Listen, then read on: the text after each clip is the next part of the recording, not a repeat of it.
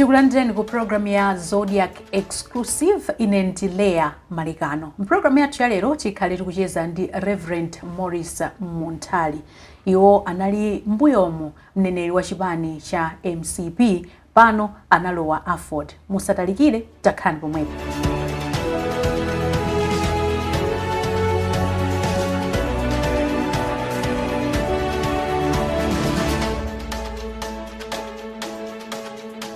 Takulandirani abusa Morris Munthali. Zikomo kwambiri leya. Munthu simunasinthe mpingo ayi koma taona kuti mwasintha chipani bwa. Pajatu munthu umakhala ndi ubongo. Komanso ubongo umasogozedwa ndi chauta. Ndi tisaone ngati kusinthako ayi. Mwina diziti kodi chauta wakusogolera ni bwanji kuti tsopano mupezeke muli mbali inayi. Kuti muchoke ku MCP panopa mukupezeka ku AFORD. Ndasogoleredwa ndi chauta komanso maganizo anga komanso anthu akwathu makolo ndi azibale anga. Moti chisankho ichi mwachitachi munapemphera ndithu ngati mbusa kuti Mulungu akutsogolereni ende wakutsogolerani kuti muchite zimenezi? Kwambiri ndipo sindikukayika. Chautatu amandisogolera ine. Ndiponso ndi chikhulupiriro kuti chauta amasogolera wina aliyense. Bora munthuyo amukhulupirirenso kuti chauta aliko ndipo amasogolera. Anthu enatu amaona chikhulupiriro chapandale monga momwe chilili chikhulupiriro chapampingo kuti sumangovumbuluka kuti basi ndasiya mpingo. Imakhala ndithu ka process kakakuluko ndizovuta kungodzuka basi kuti ayi ndasiya mpingo. Chikhulupiriro ichi inu mutha kugwirizana nacho kuti sumangodzuka ayi imiyo chisankho ichi chinachokera patali?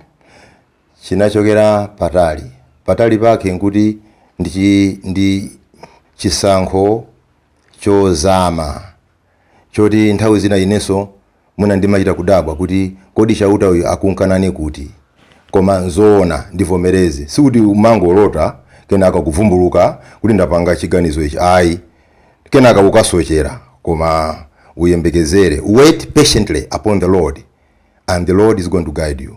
Mulungu amasogolera. Zinakutengerani nthawi yayitali bwanji kuti mupange chisankho chimenechi?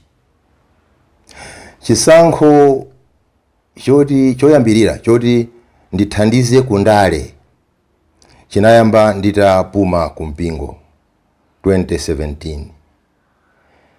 Kuchokera nthawi iyo mwina amalawi aine akutadziwe kuti ndinali ku AFORD, Alliance for Democracy. Kukhala kuti myezi pang'ono ngupemphedwa ndi Malawi Congress Party, nkupita ku Malawi Congress Party. Koma chanditengera nthawi iyo kulowa kundale 2017. Koma kuchoka ku MCP kubwera ku Alliance for Democracy sikuti chachita kutenga nthawi yayitali ayi. Kuchokera mwezi wathawo makolo ndi mafumu ochokera kwathu Kulumpi West, Kulumpi ndamene akhala kundipempha kubwera ku nyumba kwanga, kundiimbira mafoni, kundiitana ndipite ndinene kuti ndi 2 months yomwe ndakhala ndikupanikizika ndi mapempho ochokera kumudzi komanso Mulungu ndakhala ndikumugwadira ndimpemphe andisogolere bwanji. Chinayamba nchiti pamenepo kupemphera kapena anthu kufunani kuti muchoke mujoine AFORD? Sikuti pamakhala siku loti munthu samapemphera ayi. Munthu umapemphera siku linalilonse. Chifukwa ukadzuka kapena kukada umayenera upemphere kuti kodi Ambuye mufuna nditani panopa? Ambuye mufuna ndiyende bwa ndilowere kuti? Sono ozafika mapempho oterowo ndi pressure yochokera ku mafumu komanso makolo ndi azibale ndiye kuti ikuzangolowa mapempheromo ndi ukuyambaso dia lina. Anayamba ndi anthu tsopano kukupezani ndi chiganizo chimenechi? Ndili mukupemphera kale anthu nkundipeza. Koma pemphero sikuti ndimapemphera kuti ndipite ku AFORD, ndipite ku AFORD ayi. Chauta mufuna nditani? Mufuna ndilowere kuti? Akumabwera mapemphowo ndi kuti Ambuye ndi ukuyika so gia lina tsopano. Ambuye anthu akubwera kundipempha. Ndilolere ndipite kumeneko ndivomereze mpaka ntima wako uvomereze. Yes, I think God is saying I should say yes to this pressure. Nthawi imene munali kalikiliki kupanga nawo kampeni ya President Chakera, the fact kuti he was mbusa inali nkhani yothandizira kuti anthu akopeke naye. Mukuganiza kuti anthu pano akuganiza zotani? Mwina ndivomerezane nanu Leya komanso Amalawi onse kuti nthawi iyo tikamati kampeni kukopa vanthu mumauza zomwe muzachitire. Ife tu ndife anthu abwino kuposa anzathuwo. Bwanji mudatisankha ife? Chifukwa chake malonda aja timasasa kuzisasa tokha kuti tikalowe mboma. Ndipo tiyamike chauta kuti nzoona ti malonda aja anayenda. Funso la kuti musanapitire moti munkatsatsa ndithu malonda ukuthi ndi abwino ndithu anthu akhoza kugula. Ndivomereze kuzera mu zomwe tinapangana kuti tiachitire vanthu. Kuzera mwa yemwe anali wotiyimira kuti uyu ndi amene akakhale mbendera yathu. Torch bearer. Chifukwa cha torch bearer mfundo zomwe tinayalazo tinati ayi malonda akwanira abwino ndithu kuchita kuchonga kuti ayi malonda asangaposeso apa ayi. Ndiye kubwera funso la kuti kodi anthu akuti bwanji panopa ayi inenso ndine munthu wamkulu panopa tu ndi zaka 67 ineyo. Sindinganene kuti anthu akusangalala kuti malonda aja anati sasa waja tili pabwinodi ayi. Chifukwa ndikumva kapena amene akusangalalawo ine sindingawadziwe koma tikamamva Malawi yenseyi akulira kuti ayi sitili pabwino kwenikweni. Ndi chifukwa chake ndi kuti tiyene tizifunsenso mafunso kuti malonda aja anatitayika pati, maplani aja anatitayika pati kuti mpaka anthu afike polira chonchi. Chifukwa kuliraku umachita kumva kuti chitipa mpaka nsanje. Ndimafuna mwayankhula kuti anthu kunjaku mukumamva kuti akumatere akuliralira anthu kunjaku. I wanted to ask you, what is your view on the president, the current president of MCP, Tonse Alliance, ndi chipani cha MCP? What is your view? Mwada akulira kunjaku koma you person as Reverend Morris Munthali, what is your view? Probably, of course, I'm not going to be saying that my judgment is 100% correct, is the most perfect judgment. No. But my view is ta ponyareru kuti mwina zomwe tinalonjeza vanthu kuti izi zimene tizachitire zimenezo sitinakwanirise bwino ayi. My view is we could have done better than this. And ukamanena chizungu choterocho ndiye kuti there is something that is wanting, there is something that is not right. Because anthu samangolira sangalire chisawawa ayi. Ndiye kuti there is something anthu amayembekezera koma zoyembekezerazo sizinakwanisidwe kwenikweni. It should be now almost a year tikamalowa March pa 1 pa 2 March since munatuluka muchipani cha MCP. Ndofuna ndibwerezeso funso kuti izi mwati si zimene mmayembekezera. Kwa ine si zimene ndimayembekezera. Panopa ine chiyembekezo cha ine chinali choti tikanakhala tili pabwino, Malawi akanena akhale pabwino kwambiri kuposa komwe tinachokerako. Nchifukwa chake mwina nati mwina ndikuzoona ine ndekha ndi bwino kuti mwina ndingochokako kuti ndisaoneke ngati kuti ndine ndekha ndikuona zoyipa, ndine ndekha amene ndikuona ngati zinthu sizikuyenda bwino ayi ndichokeko. Koma kunena zona kuchokera pa mtima panga, we should have done better than this.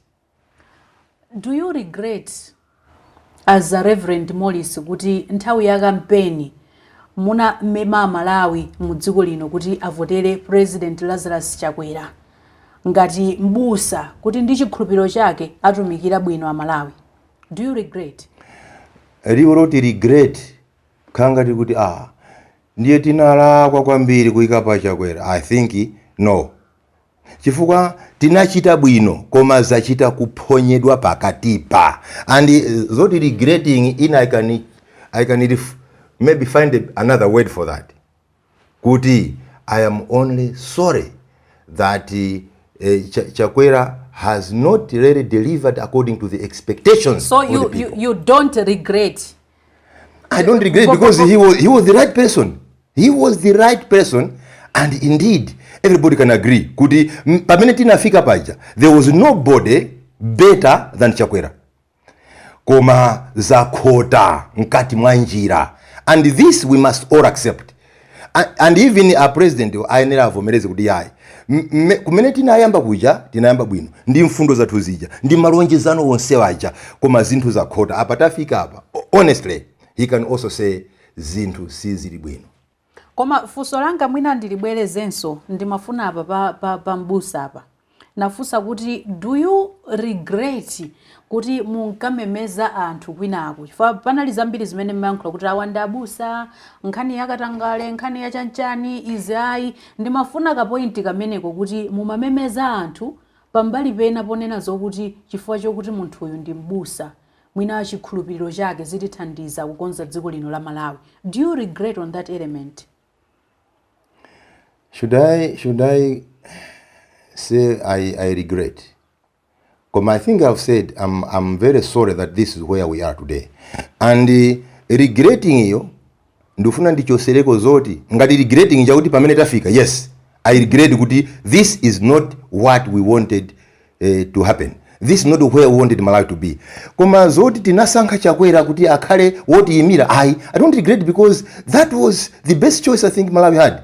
Koma if regretting is the word that I have to use, I regret kuti Malawi is worse off now than where we were 4 years ago. Tilipa wesi panopa? According to me. If there are people who are saying tilipa bwinoko, I'm speaking my conscience.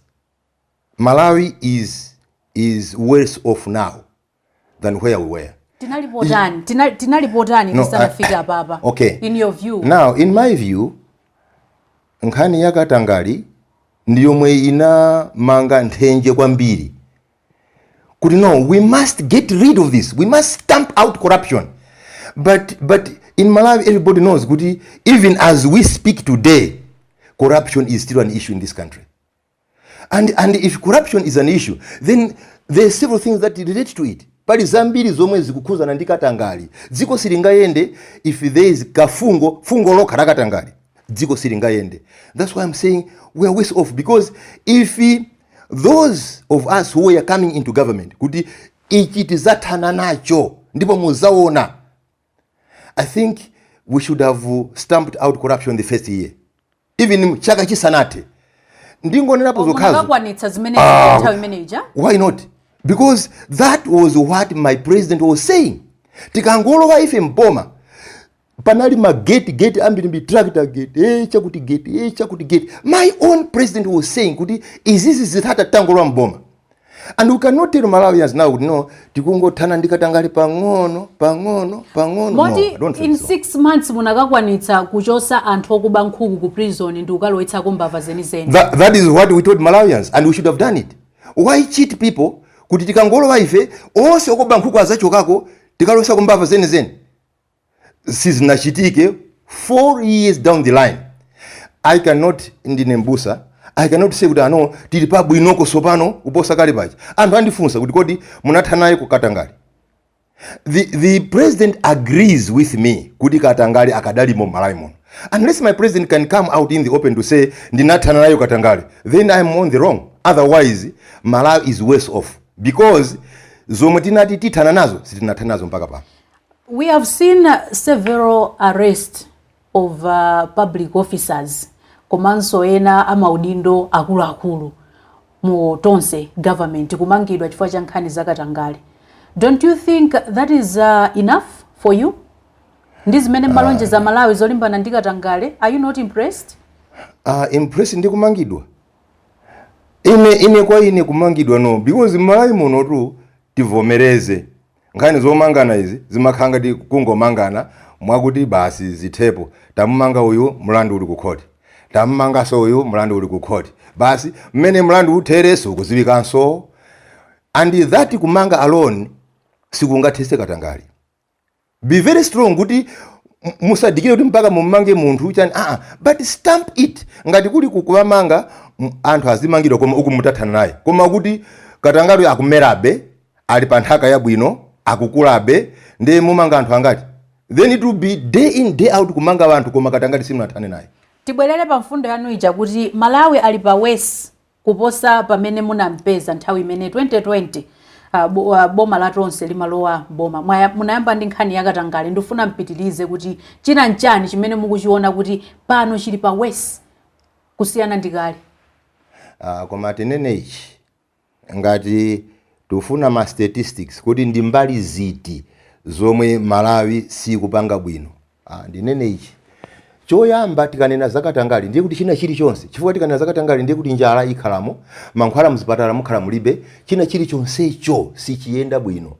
That's why ntchito zonse za boma izi tikuziona izi mpaka pano kandi ku AIP kandi china chilichonsecho sichikuyenda bwino Malawi muno.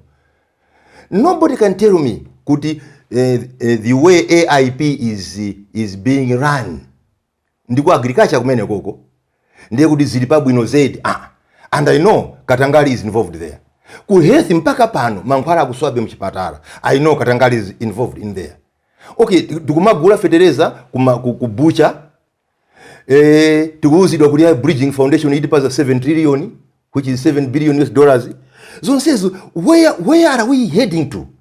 Kuti mpaka tukafika kuti boma lonse likunamizidwa ndiye madoba.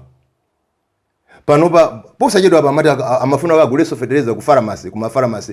All this so za healthy, za agriculture, za munali muli konko muli advisor wa president on peace, reconciliation and national unity. Senta manager zimachitika ino muli komweko kwa MCP kumuli neneliso wa MCP. Advisor si president. Advisor alibeso mphamvu yoti achite china chilichonse. Ndipo so ukoko sindinena kwambiri yayi. Koma tinene kuti zimachitikadi. Ndipo zina zikuchitika ma advisor anzanga aso ali konko. Sikuti ndinganene za advisor chifukwa advisor monga mwa dzina lake mwina atha kungonenapo ichi bwanji and you end there, because there's no advisor in any country yemwe ali ndi ulamuliro wopanga decision ina iliyonse ayi. Koma ndivomereze izi zakhala zikuchitika ndithu, ndipo tonse tikuona malipoti alipo ambiri mbiri. Mwonjezere kuti munaliso muli konko. Ndili konko. Zimachitika muli so konko. Kufuna vomereze zimene. Inde zimachitika tili konko. Ndi maziona ndithu. Nanga ndikanata. Munthali Morris Munthali akanatani. Koma monga Malawi aliyense ngati ngwa chilungamo ayenera kuti anene kaya ali mboma kaya kunja kwa boma avomereze kuti yayi zinthu zikuchitika tili mboma tikuziona. Poti Malawi mutazowera kuti uli mboma basi uzinena kuti china chilichonse chili bwino ngakhale kuti pantima pako kudziwa kuti chinthu sichili bwino. Ine ndivomereze zimachitika zinazi zomwe sizili zabwino, ine ndi momo. Zikuchitika ine ndili kunja. We must accept that. Moti nthawi manager you were forced zinthu zina kubakira ngati mneneri wa chipani cha MCP komanso advisor, koma zili zoseneka kubakira. Amwena tikati kubakira, you have to say what you have been told. But paliso zambiri zomwe ine si ndimafuna kuti ndinene kapena ndimakana kuti aichi ichi sitinganene ichi. Because in the first place ukamanena boza umakhala imprisoned iwe mwini. Nde ngati pali zina kwa Malawi, ngati pali zina zoti Munthali khangati ananena boza apapa, ananena boza, then I just have to say sorry to Malawians and sorry to God, because I had to be airing out what I am told. And if that was false, was not true, I cannot come here today to say no. Panali bwino pana ngati kulapa busa. Osati kulapa ngati kuti Malawi. Ine ndikuti ngati Malawi anandimva kuti Munthali apapa khangati ananenapo bodza apapa. Because I am answerable to God in the first place. I'm not answerable to anybody else. And that's why I'm saying ilipo nthawi ina yake imene muli mboma muja munauzidwa kuti muyankhule zakuti. Koma inuyo conscious yanu yokuzana kuti musalankhule, koma you were forced to say it.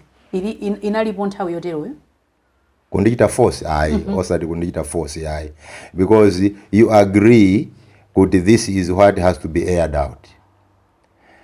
And if it is forcing koma zina muli kumbali konko mumaita kunena kuti izi tisakanene. What is your view of religious and politics?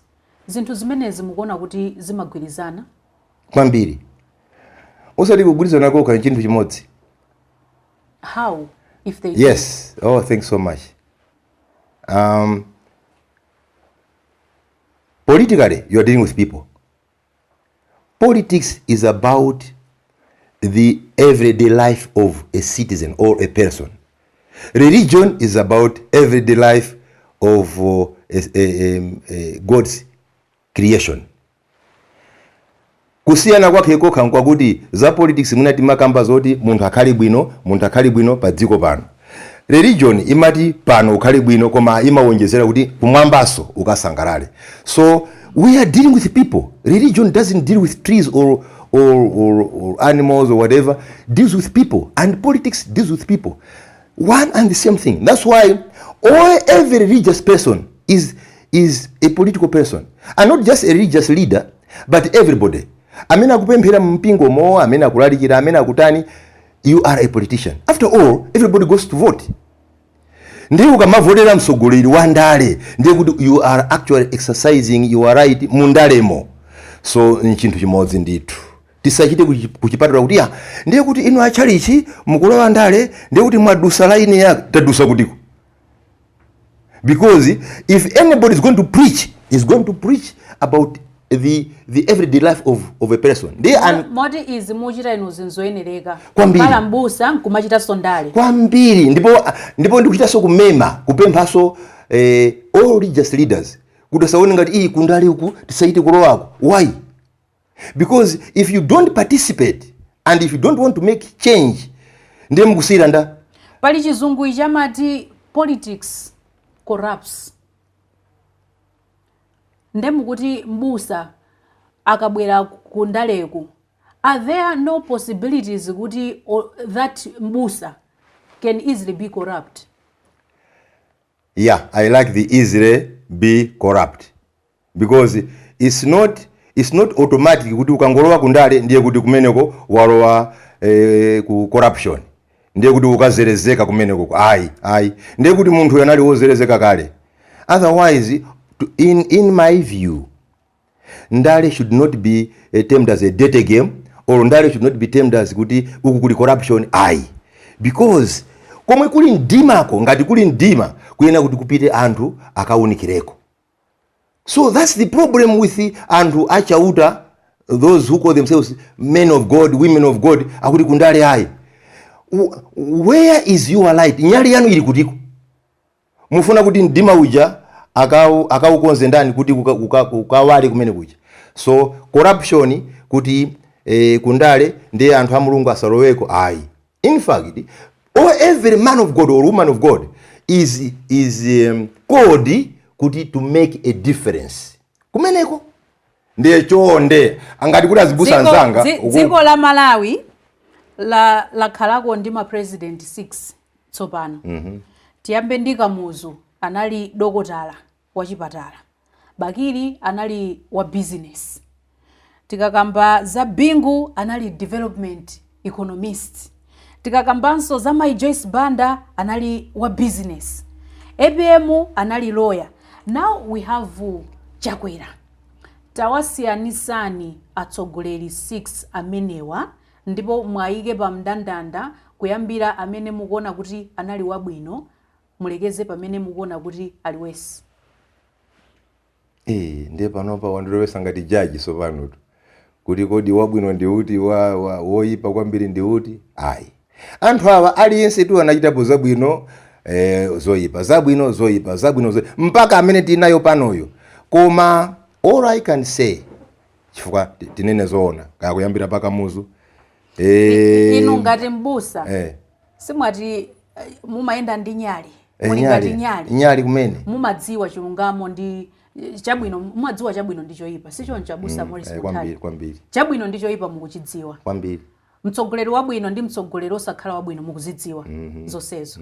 Ndiye ndimafuna pa anthu 6 iwa sikuti ndinu judge, koma ngati mbusa, ngati munthu amene mwakhala nthawi yatali pa dziko lapansi, mwakhala mukuziona ndale zochitika, ndimafuna muyike mwandandanda kuti anthu awo amene mwaonera akugwirira ntchito zawo mutandandanisa kuti oyambirira uyu wagwira ntchito bwino mpaka nankufika pa mapeto. In your view, not as a judge. In my view, Leah, unfortunately, I may not line them up like that.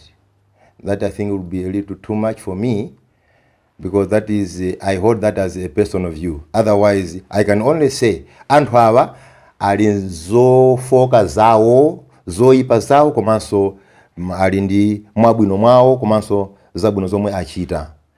Nde mwina ndilekezere pamene popo. Angakhale amene tinawo pano pa Chakwera. Who is your best? My best one? Kamuzu. And who is your worst? Amene mukona kuti koma machitidwe ake ndi mpezabe wa west hiyo. Pano pasi munapeze. You just know the best. I just know the best. I think Kamuzu minus all the other weaknesses that were there, but I think that man set Malawi on the right pace. Tikanango tenga pamene paja ndikuchita improve what Kamuzu did, I think we should not have been here today. So I think pakatipa kuzafika mpaka tiri pano, I think sitinapange bwino. We have not built on the foundations of our first president, sadly. Minus, I want to repeat, all the weaknesses Kamuzu had. Are you being honest? Kuti simunampeze the West? Yeah. Kuti sikero imeneyo, no, I don't think. I only know kuti uyu ma weakness yake ndi awa, uyu strength yake ndi. Weakness yake ndi. Kupatu lako zimene munatifotokozera kumayambiriro, timafuna tidziwe no mwatsatanitsatani kuti kodi ku MCP mudatulukiranji, chifukwa chenicheni chachikulu chimene mudatulukira ku MCP ndi chani Abusa Morris Munthali? Ndinene kuti ine ndinavomereza malingaliro anga, maganizo anga. I just obeyed my conscience. I felt kuti there were things that were not right in as far as I am concerned. Zomwe napoyamba zija kuti I think zomwe tinalonjeza abantu ndi zomwe zikuchitika pa ground zimasemphana. Makanso kuti katangale tikhanga osati kukhala ngati tinalephera kuti tithane naye as urgent as possible, as immediate as we came into government. Bwezi panopa palibenso mbiri ya katangale, ndikuti mbiri. And to me, it's not that osati you felt unappreciated. Kuti mwina inu munkafunako unduna, koma unduna una kuphonyana. Don't you feel unappreciated? Me, there are people who are educated in this country. Ine sukuru ndilibega, as compared to those who are supposed to be in the cabinet. That's reason number one. I cannot feel unappreciated, and yet you know there are millions who are better off than you, who deserve those positions, even pau advisor, even pau PSC, pau neneri, even any position. There are millions who deserve more than you. Ndiye ukakhaninti maodia ine ndikana kharapa mpando wakuti moti sibudalonjezedwe udindo wina uli mu cabinet. Zero. The president never said it. Nobody said it. You see, ukakhandi mtima woti ndikhale ndi udindo. No, that's not being a servant. Because in I think I've been maudindo enough. And as I said, number one, where there were more deserving people. Number two, it is the prerogative of the president to do that. So ka ulibe sukulu koma president akangoti uyu ndamusanga.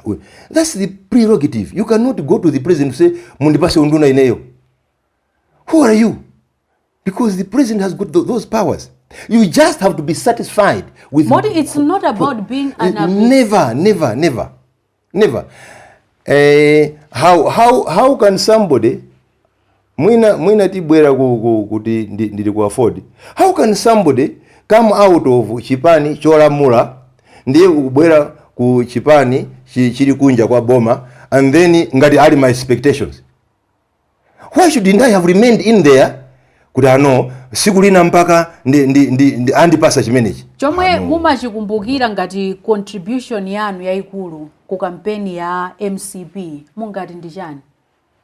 I don't think it is a personal contribution as in Morris contributing to MCP and the campaign trail. No. But I think I just worked together with people, with colleagues in the Malawi Congress Party and later in the Tonse Alliance. And ine zanga zaine everybody knew kuti kunali kungonenera kulemba ti mapresi lilisi kunena. And if that can be considered as contribution, because ukamanena tu umanena za ubwino omwe ukuona iwe kwa candidate wako, zomwe ukuona kuchipani chako, ndi zomwe ukuona kusogolo zomwe muzachite. That was all I was saying. And if moti mukakhala pasi simunena kuti koma iyi ababa ntchito ndinaigwira, izi ndinachita zintchito ndinaigwira yaikulu kwambiri uchitira kampeni chipani cha MCP. Ano amalawi angoti Munthali ananenera, and that is it. Munthali ananenera, amanena za ubwino wa President Chakera, amanena za ubwino wa Malawi Congress Party, amanena za ubwino omwe uzapangike tikalowa mboma. That is all. That's a very humble contribution, very humble. Kunali anthu amachita za zikulu zolemba zakafukufuku zatani. I was just down there. I didn't contribute much. And may I repeat, if zonena zija ndi manena zija, people can say you contributed, then so be it. Endi mwapepesa pazina. Kupepesa chifuka chakuti. Okay. Mwapepesa chifuka. And kuti amalawi mwina they were listening to me. Kuti abusa kumapena pake ukhangati sana nene chilungamo. Akhangati ananena pobodza. That's why who am I to say to before you layer kuti no. Mufune musafune ine nanena basi nali zoona. I am answerable to God. That's why I'm saying ngati kunali zimene zozo and anthu akuona zomwe sinanene bwino. I offer an apology. Posachedwa pa boma latulutsa ndondomeko ya chuma ya chaka cha 2024-2025. Mukuona kwanu mukuona kuti zinthu zimene zasanjidwa mndondomeko imeneyi ndi zothandiza muli mayankho kumavuto amene amalawi akumana nawo pakadali pano? Ndinene chileya ndipo mosimika kwambiri kuti ma budget pafupi budget ina iliyonse Malawi muno pano pakandi ma budget 50 chani kaya. Budget ina iliyonse is meant to alleviate the problems, the suffering of Malawians. Ndikuthandiza pena ndipena ma project. Iyinso project iyi you can say kuti yes chikuoneka bwino ndithu chifukwa kuona tomwe asanja kuti yes ntabwino. But I want to say two things. Number one, several maybe 3/4 of the budgets in this country zimakhala very colorful. But either we don't implement or we implement badly. Nde apapa ineyo I can only be skeptical. I can say yes, a very colorful one. Ndipo ndikuona ndithu zinthu zoti if implemented 100% without any excuses at all, then Malawians can benefit. Surely. And that is what a budget is supposed to mean. But with our Malawi, everybody has to be very skeptical. That is the worry. Because we can come here. We know ndemwa uona. Yes. Ndiyabwino iyankha mavuto amene Malawi akumana nawo pakadali. Not all problems. For example, ndinazadaba kuti kumpoto miseu kulibe. Tinato ananena kuti mseu wako nyika uli pa kandi 38% kaya. Koma 38% yake ndachokera konko ine kumudzi kuti 38% ili kuti ngati ma percentage amene ndi amene akunena kuti anthu will be helped ndi msewu kunyika ndiye ndibodza leneleni. Koma zoti misewu yeni yayikulu kumpoto si kuoneka mu budget, I think zimenezo aganizeso bwino. Ineyo as somebody who is coming from there si unena kuti zibwere kwatu ayi, koma I think cake izichita balance. Akumanani chitukuko pamenepo mfuna kutero. Osati amana ine because ine I'm just a Malawian. I can be from Salima. Ine I I don't consider myself, as I speak to you, as somebody coming from Murumpi Mwazisi. Ndikuti kumpoto, miseo avikeko, if they want, kuti keki Malawi muno aliyense azidi ya mofanana. MCP idalowa mungwirizano ndi UTM zimene wina aliyesa kudziwa kuti it's Tonse government muli migwirizano ndithu ya zipanizi ngapo yatsogolera ngapo. Mgwirizano wa Tonse mungawikira kumbuyo nthawi imene ija kwambiri ndipo pano simungakane nthawi imene ija mungawikira kumbuyo. Do you have any idea kuti mgwirizano umene uja adagwirizana zotani? Ndinene ichi si ndinali nawo pa zokambirana zakuti mgwirizano ulembedwe mwakuti ayi. Nali modzi wa mwakuluakulu a chipani cha Malawi Congress inde koma tinasankha anzathu kuti kakambiranani ndipo mukagwirizane mukalembe zoti ti mgwirizano upite pasogolo. Ndiye pano pasi ndinganene kuti muchikatamo munalembedwa zakuti ayi. Chifukwa chimene chocho mpaka pano I think chikudziwika ndi omwe tinasankhawo. Moti ngati mneneri sanabwere kuzakubenthulirani kuti munatisankha tagwirizana zakuti ndikungokupangani brief. Ayi. Sindikudziwa kuti munalembedwa zotani. Sindikudziwa. Or you haven't seen apart from kutsegula ngati mwa mgwirizano mukunamo. Have you ever seen a document? Nthawi imene ija. Those documents are not for they have not been shared to the general public. Koma ilipo ndithu. Yes. It's there. I think for good reasons it is not a document that has to be seen by everybody. I just think. But there were things inside. Yes, a document has good things. A document has to have things inside. It cannot be a plain document. But there are things. Because actually, for those people to agree, they could zinduzo zinali mu document. Zinduzo zinalembedwa. Koma kuti enafe, and we are not regretting kuti sitinazione ayi chifukwa we trust those that we are doing the job. A Vice President Dr. Saulos Chilima adauza amalawi kuti pali pangano lakuti chisankho chikubwerachi cha 2025 candidate wa UTM ndi akuyenera kudzapikisana pa mpikisano wa president mu mgwirizano wa Tonse. Ndizoona? Poti chimene chonse nachione ine namva kwa Vice President aunena zimene zozo. Ndi poti wanena ndi munthu wankulu Dr. Saulos Chilima sana dwalepo matenda ozungulira munthu ayi. And he cannot stand up to tell Malawians zomwe zili zabodza. Koma poti sitinachione chi document tingoti tinamva kuti ndimene zinalili. Koma kumbali yanu Sanganame Achilima mufuna muti. Kumbali ya ineto Sanganame kuti achite kunamiza mtundu wa Malawi ayi. Kwa ine Sanganame. From where you stand now ndi experience yanu mukona kuti izi zimayankhula Achilimazi ku MCP ndi zotheka? Mwina ndinene ichileya kuti mgwirizano tikunena pano, alliance tikuinena pano iyi.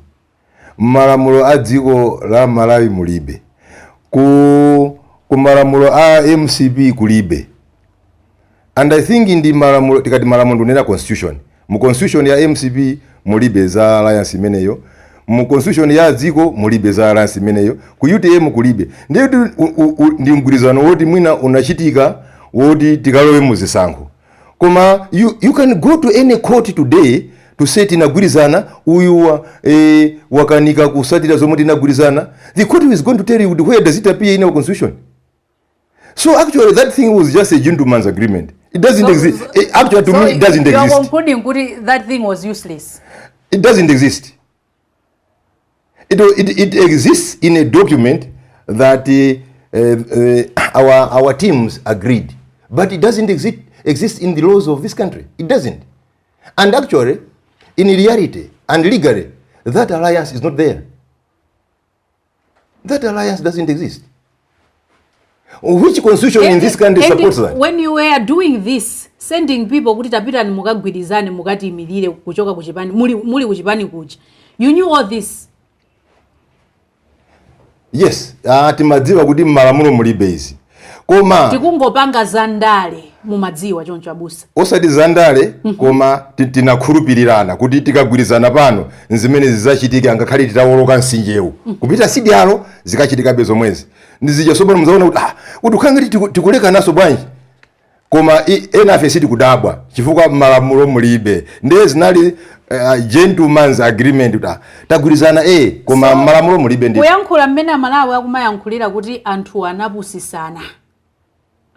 Ndikulakwa? Sangalakwe.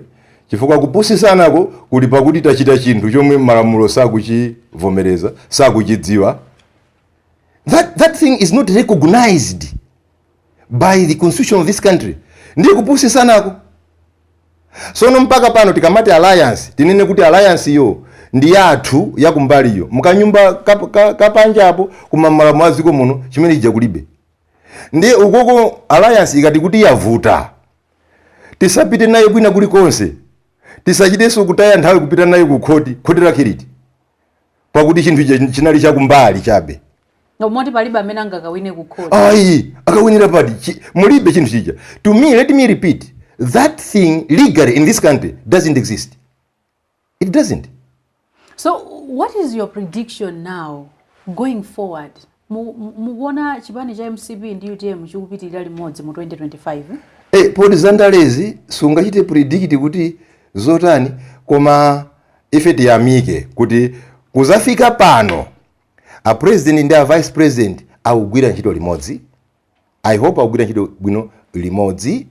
And akuoneka ndithu kuti alliance yo mgwirizano ukadalipo chifukwa president kwa UTM, vice president kwa UTM, president ndi Malawi Congress Party. Ndiye kuti ndi mgwirizanowo. Chifukwa anthu aja sakuchokera chipani chimodzi. Enanso ali akadali momo. PP, Her Excellency Dr. Joyce Banda ali menemo ndi PP, ndi zipani zina zili menemo. Koma all I'm saying is let's pray, tipemphere kuti mgwirizano menewo uzipitirira chonchi. Koma asaganize ngati kuti ndiwo vomerezeka m'malamulo aziko lino. Ayi. Uko ndiye kunamizana. Tibwerereso pambuyo. Pa nkhani yakatangale ija.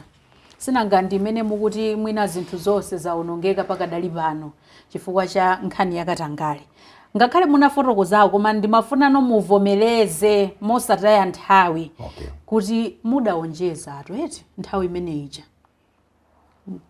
Kuuza Malawi kuti muzathana ndikatangale pompo mudaonjeza eti? Yeah, nthawi ija usatengera kuti munatuluka koma ndimafuna mvomereze kuti mudaonjeza kwambiri. I think mwina siti madziwa kuti katangale ndiovuta kuchosa kapena. Koma kunenako ndiye tinanenadi, tinakokomeza kuti na nkhani yakatangale izata.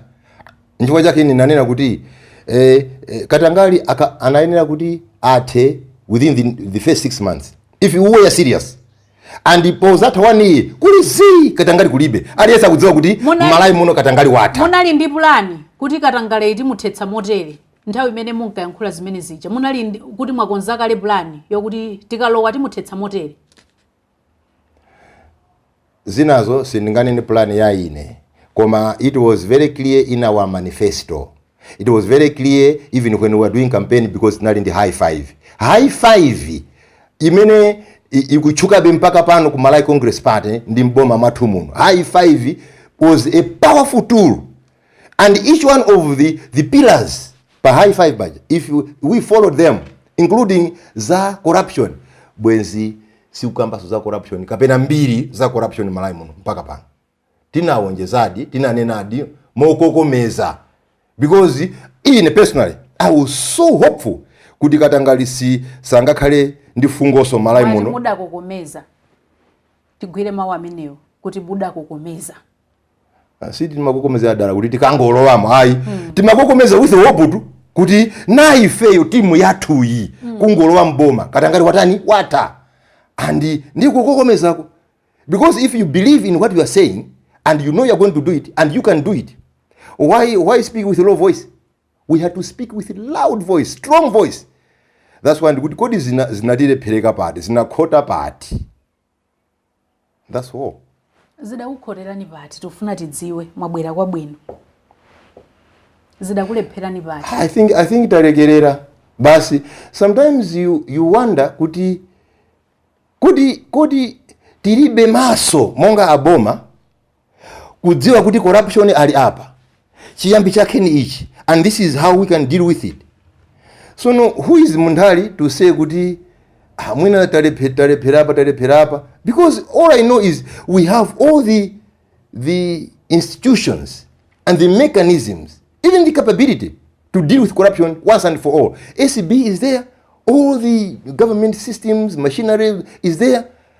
So Dakota Party, that question has to be answered by everybody else. Muna zayankha kwatola nkhani kuti mukalataso munatero kuti chimene china mwachokera ku chipani chimene cha MCP nkhani yake kwambiri munanena yakatangale kuti achulukitsa anthu amene akutchulidwa kuti akuchita yakatangale ali mboma. Inuyo personally as mneneri wa chipani nthawi imeneyo komanso as advisor, were you seeing these acts of corruption happening within the party komanso anthu amaudindo osiyanasiyana? Acts zionesa ngati kuti ndimaona kuti munthu yakubapo akupita nazo uko, koma ma allegations leya, I want to be honest, ma allegations kuti kwabedwa ndalama, uyu akhangati waba. So allegations they can be wrong or right until proven kuti munthu mwina wanabadi. Koma kwa ineyo mbiri yokhai, fungo lokhali, ndipo malipoti aliponso mpaka president anazaita kuyimisaso a vice wawo kuti no, ukhuzidwa ndi nkhani zakatangale. As ayimikapo nduna zawo zina ukhuzidwa ndi katangale. Mpaka pano mbiri zoterezo zikumvekabe. What is wrong with us kuti mpaka we are failing to deal with this thing?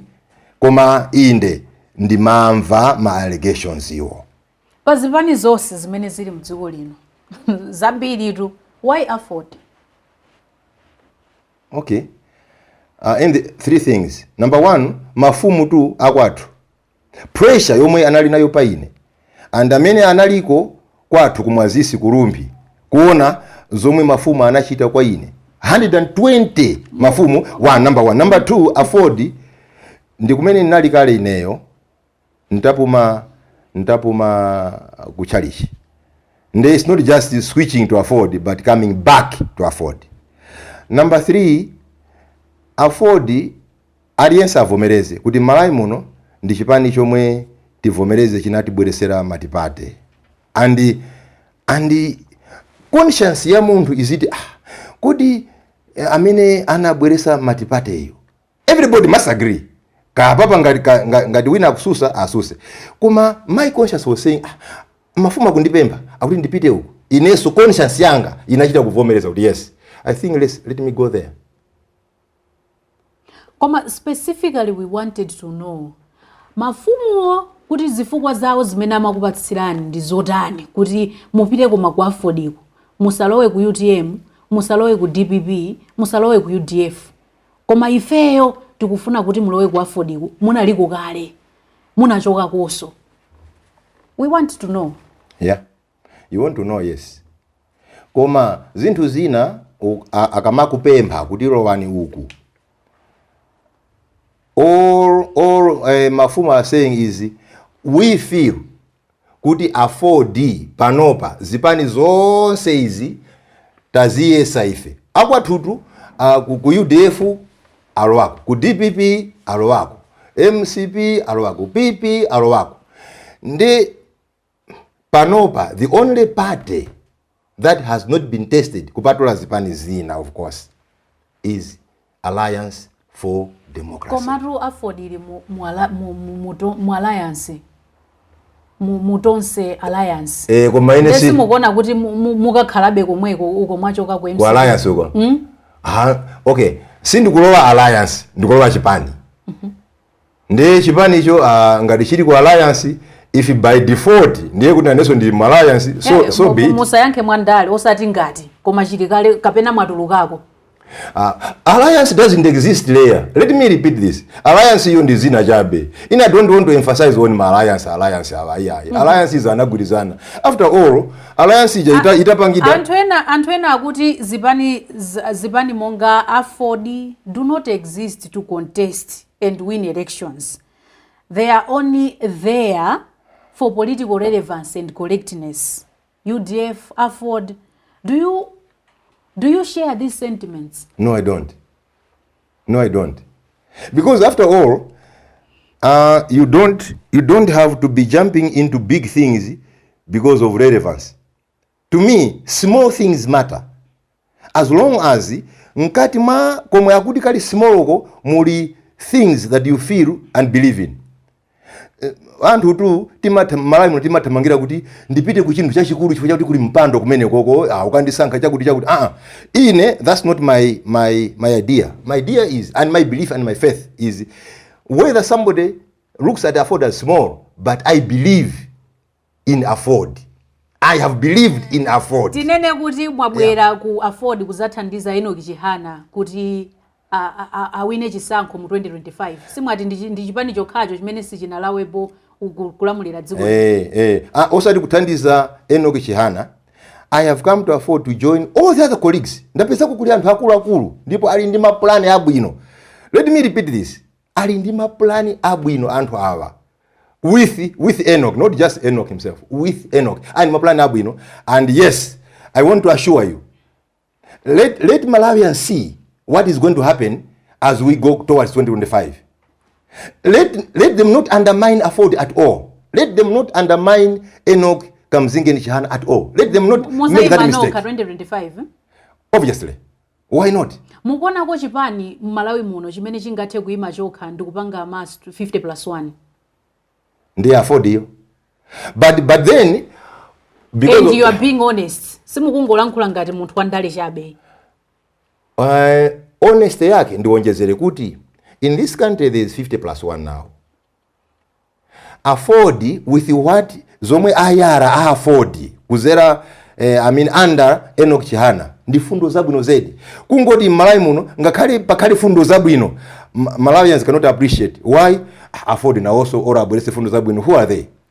Enoch, who is he? Timafuso toteroto mpaka kuzakana fundo zabwino zonsezo. Because of that, then we are saying AFORD is ready to partner with anybody else. Kulowa mboma. You cannot take that out of the table in this country now with 50+1.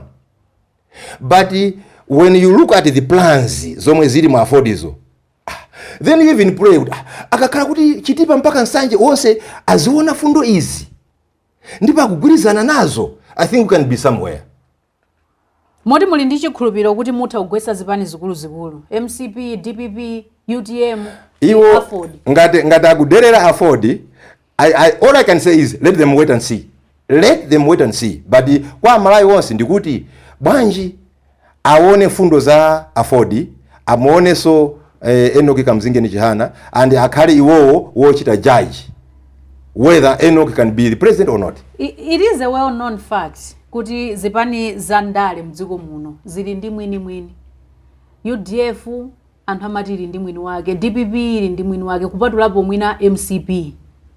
And AFORD anthu amati ndi Chihana. Inu mutha kutsimikiza kuti ndi Chihana AFORD. Mwina tinene kuti founder osati Chihana uyuyu koma chakufa Chihana. Founder. But chipani kuyenda magazi ndito. Forget about magazi. Forget about magazi. And this must be made very clear. Let people not think pakuti chakufa bambo wa Enoch anachita found chipani ichichi ndiye kuti panopa chili ndi Enoch ndiye kuti chizakhala ndi mwana wa Enoch. I know, never.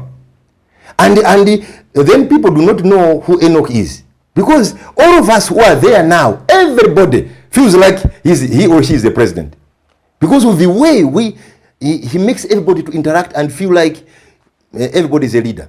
So I want to rule out this jazoti and kuti nchipani cha fuko cha family. Tinene kuti mavuto amene akuchitika ku DPP ndi amene nso akupasani ngolomera kuti AFORD itha pambana pa chisankho cha 2025. Sungasangalala chifukwa cha mavuto anzako koma they should unite, because we need a very strong opposition. Otherwise sikuti akupereka mwayi kwa munthu mmodzi yekha ayi. Amene ali mboma panopa na also mwina atha kusangalala ndi zimene zozo chipani china chilichonse. But I don't want to say inde azikangana kuti ife tikawine, no but ife chomwe chikutipasa mphamvu sikukangana kwa iwo ndi mavuto ena ali onsewo, koma ndi mfundo zomwe zikuyalidwa ku AFORD pansi pa usogoleri wa eno kuchana. I want to say this, and soon Malawi has a pazipani zimene ziliko ku Malawi kuno. Chipani chimene kuli makangano ndi ku DPP kokhaku. Ku MCP tiziti mkati mulibenso makangano. Ai chipani pafupi chipani china chilichonse mpaka timikangano tikhaleko. I cannot cheat you or pretend kuti ku MCP kulimya. Nendo kuti mwina tikulankhulira mwandale. Chifukwa nyumba ina ili yonse, family ina ili yonse. Nanji chipani, you cannot say everybody there ndiye kuti ali pamodzi aliyense is happy and no. All we can say is Lord help us kuti ngati pali tina tovutato tithandizeni kuti tisati gawe kwambiri. Pompano AFORD ikhala ikuchititsa convention. Inu mukayimira mpando wanji ku convention? Zampando sinaganize. But ku convention yuko sometimes zomwe zimachitika ku convention zakuti people may want to ask you kuti kodi simungati imire pa mpando wakuti, because if you go having chosen kuti ine ndikukatenga mpando wakuti, no, I think that would be wrong. But surely I will go and accept any position. If that position doesn't come, UMP mukudziwa kuti mukayimira 2025 no, I have not made that decision. Amafumu anachita kupemphera tupompo. Iwe mmene takulandirira pano, iwe uzati imire kuno. Now the party hasn't even declared that. And I also want to consult the family chani kuti autikaime. Chifukwa nalephera tu ine. Inu conscious yanu yakuyankhulani kaye, paja mukumapemphera kaye. Ambuye sana kuyankhuleni kuti mukayimira. Kuti ayankhe. Yeah. Apopo ndi nena zakumtima kwanga. Ine I would love as Morris Munthali, I would love kuti ndikayime pa ticket ya AFORD yomwe. Pa ticket ya AFORD yomwe. I would love. But then zinthu izwanu zili ndi process. Komanso you have a family to deal with. You have, so it's not like today I can say yes, I am the candidate of AFORD. Lero munthu atakunenani kuti abusa inu ndinu munthu osakhazikika pandale. Munali ku AFORD mwachoka mwapita ku MCP pano mwabwereranso ku AFORD. Inu mukhoza muyankha zota? Angakhale my choice as into zamdziko muno. You don't have to stick to one thing. Angakhale kuti chimene wachitapo stick icho conscience yako ikukuuza kuti apa si pabwino. You have all the room to maneuver. Achakwera atapikisana ndi Achilima pa chisankho. Mu maganizo mwanu mukuona ngati amene angapambane ndi ndani? Pakati pa ndani ndi nda? Achilima ndi Achakwera. Omaleya nayonso. Yeah, ine sindingalankhulire m'malo mwa anthu a Malawi. Chifukwa anthu a Malawi tu mu maganizo mwanu. Maganizo aine. Chifukwa sindikudziwanso kuti kapena azayima anthu awiriwo, I don't even know. But surely in the next interviews ndikaona kuti kapena mwina lavuta zotsatira zingakhale zotani atayima Achakwera ndi Achilima apa kupikisana. Kuti uyu wayima apa. Zotsatira zingakhale zotani? I cannot predict it, Leah. I cannot predict. But one thing I know is anthu aja, it was like neck to neck pazisankho zija. Kuti muone mavoti anatenga Chilima, mavoti anatenga Chakwera, anthu aja ndi neck to neck. Ndi zinthu zikakhala choncho atakukwera wina kusika wina kukwera wina kusika wina. But in the next interviews ndikazaona eneyo mmene akuthamangira pa ground, I can tell you. I will come to tell you. Pano pasi munakhazikiki. I cannot tell. Kusoniza ukrose mukwaona kuti ndi mitu. Ndio ndina onsewo. Nanga Achilima Achakwera atapikisana ndi Achihana. Amene angapambane nda? Pano pa Chilima ndi chani? Ndi Enoki. Anthu atatu atapikisana.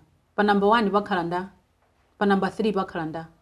If we are to go by zomwe zakonzedwa kwa AFORD and Malawians can accept, I can tell you Chihana will be above these two. Aboboka ukoko kwa awiriko I cannot tell, but the few days I have been studying what is being planned ukuku, I'm telling you, Chihana can be above those two. Pomaliza penipeni mabishop atulutsa kalata yawo akuti malo mopita ukanani kukhanga titiri ku Bagamoyo. Inu mulipo cha? Ndugulizana nazo. Tiri Bagamoyo? Bagamoyo yo chifukwa tu kasita akaka ku offshore ya ku Tanzania uko ndikasita kuti maselevu akanyamula kufika pamene popo athaufera pompo ukatulukapo pa Bagamoyo kuti you are going to the other countries or far east, whatever, middle east, ndiye uli ndi mwayi. This only represents kuti kunja kuno sikuli bwino, ndipo boma livomereze, a president athu avomerezeso kuti Malawi is growing. Titaupanga tinantina kati kumanga nyumba za polisi, tumanga timabridge, kati tumanga timisewu, but we are saying miyoyo ya vantu sili bwino kunja kuno. That's why akatolika akamanena za Bagamoyozo sikuti akunena kakatauni kaku Tanzania, akunena kuti anthu akuvutika m'Malawi muno, anthu akulira m'Malawi muno, and we cannot tell them kuti takumangirani nyumba za polisi, kutamanga bridge, kutamanga chakuti. A government must be able to raise the livelihood of the citizens of the country. Pempheloso ndilotheka kutombola mavuto amene tiliwa. Pemphero ndi chida chachikulu all the time, and Malawi should kneel, because apata fika apa I think people are even asking kuti kuzabwera ndani kunja kuno, Malawi muno muzabwera ndani woti mwina Malawi azakhale kubwe pabwino, miyoyo ya anthu izatukuke. So nofunso loterolo chauta atithangatire. Mbuyo munanena apo zokuti Malawi ili ngati mkaka mwagwera ntchentche, komanso mukusanzika kwa MCP munati tili pa ngozi, zimenenso mbuyo munkanena boma ili lisanalowe kuti tili pa ngozi. Panopa tili potani? I think Malawi is far away from calling ourselves a better country. No. Ndezija ndimanena zija until today ini ndikulira nkati mwangamo. I think I'm not alone kuti Malawi tidakali pa ngozi mkaka mwagwera benchenche yomwe ija. Mutani no sopano, mutani no pamene pabusi. Icho kamo.